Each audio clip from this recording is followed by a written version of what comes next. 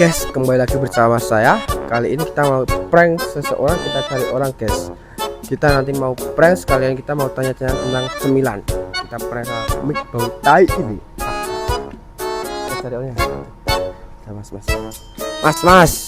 Permisi mas, mau tanya-tanya dong. Rekomendasi cemilan gitu. Cemilan. Apa mas? Enggak apa-apa. Cemilan mas. Cemilan. Ya.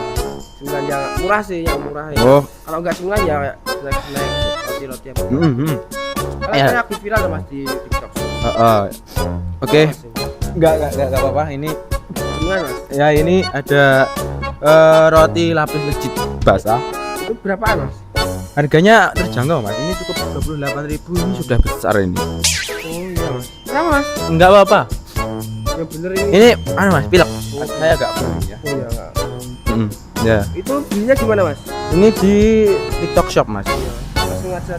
Biasanya di keranjang kuning itu ya mas. Di Keranjang Kuning. Oke mas. Bener. Oke guys. Ini kata masnya ada rekomendasi lapis legit itu tadi harganya cukup dengan 28.000. Cek keranjang kuning sekarang.